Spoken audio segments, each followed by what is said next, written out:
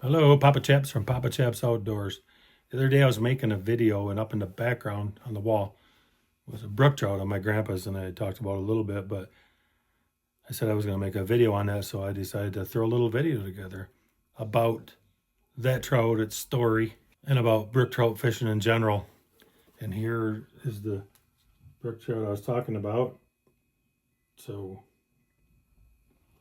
I'll make a little video about that. Hope you guys all enjoy it.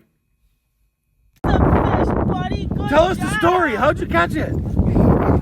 What'd you do? How'd you catch him?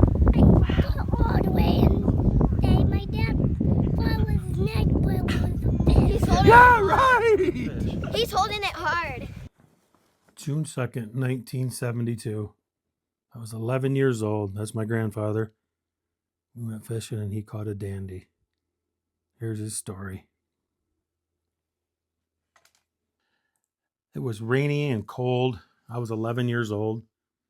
So my dad and I took my grandpa and we went trout fishing. We went one way and my dad and I split up. We were walking bank fishing and my grandpa went the other way. It was cold and rainy. And they weren't biting. We tried everything, crawlers, spinners, whatever, flies, anything. They weren't biting. So after a little while, it wasn't very long, half hour maybe, I can remember I had one flash of a trout at a spinner, and that was it. So I caught up with my dad, and we're like, let's get out of here. So we make it back to the car, and there's my grandpa sitting in the driver's seat, smoking a Camel no filter. He was a smoker. And he opened the door, and he's like, well, how'd you do? And we were like, nothing, rainy, cold, nothing. How about you? He goes, yeah, I got one. He got out, and he had an old Pontiac Grand Prix. I think it was a Grand Prix. And he popped the trunk on it, and then the spare tire laying there. And in the middle of the spare tire, there's this trout laying there. And we're like, oh my gosh. I mean, we were obviously so excited. It was my grandpa's biggest trout. It's just a little bit over 19 inches, and it's just over 3 pounds. And where we're from in Michigan, that's a pretty nice brook trout. Once in a lifetime type brook trout right there. So the picture that I showed you at the beginning of the video of my granddad, that was taken in front of my parents' house. After we got home, the sun came out, of course. And an old friend of ours, his name was Hewitt Gall, and his wife's name was Liz Gall. And they were big time bow hunters in the Michigan Bow Hunter Association. And Hewitt actually worked with Fred Bear and made bowstrings when Fred Bear was out of Grayling.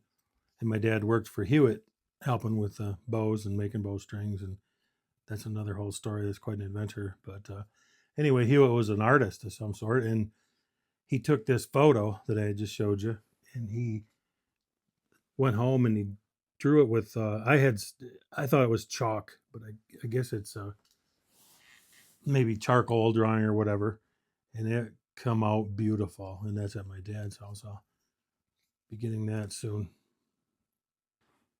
Taxidermy now is way different than it was back then in the mid 70s, in 76, I believe. So when we had this done, that's what it is. That was his fish right there. It's got a crack in the tail fin right there. But this fish hung over my grandpa's fireplace for years and years, and then my grandpa passed in 91, I believe. And it still hung there, and one of his daughters lives there now. And it hung there forever on the mantle. It just hung there, and we'd see it, and we'd talk about it over the years. And then one day, my aunt gave it to my dad and said, "This belongs to you because it's you were with your father that day." So it was at my dad's house for a while, and then he has since passed it on down to me.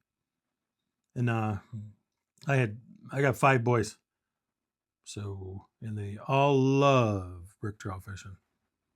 So I don't know what I'm going to do with this fish. Maybe I don't know. Maybe they can just pass it around. We'll figure it out. But anyway, we've all caught nice brook trout, and most of my boys have got brook trout mounted, but not quite the caliber as this one. This was a dandy. When my brother and I were young and growing up, and my dad was working a lot, we would bike with a buddy and where we lived. We would bike 6 miles one way to a creek in the summer, and we'd fish all day. And then we'd put them in the creel and bike her back home before dark. And we did this every day in the summer, anytime we get the chance, when we weren't playing baseball. But we grew up brook trout fishing, my grandpa did, and he taught, and my dad, and he taught us, and none of my boys love it.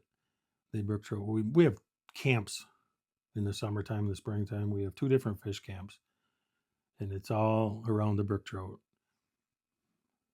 So if you have kids and younger kids, or even young adults for that matter, this is a great sport to get them involved in. Get them out in the woods, get them on the river, learn how to fish some trout, get them trout fishing. They're great eating, but it is an absolute blast catching brook trout. I'll include some pictures of my boys and some of our friends and some of the brook trout we've caught over the years, and enjoy.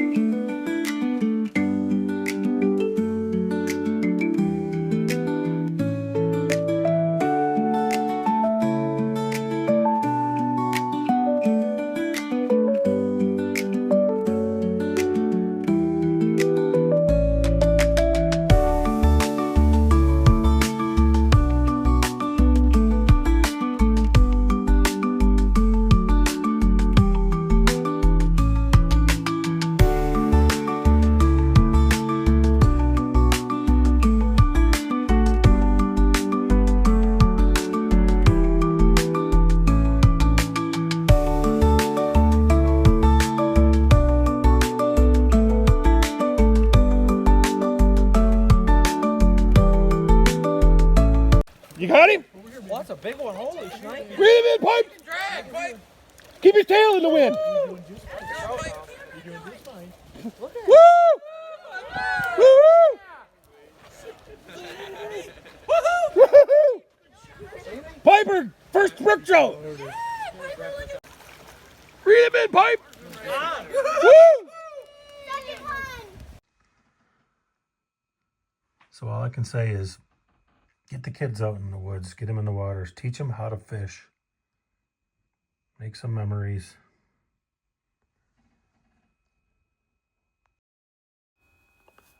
So remember, get those kids outside, get them fishing.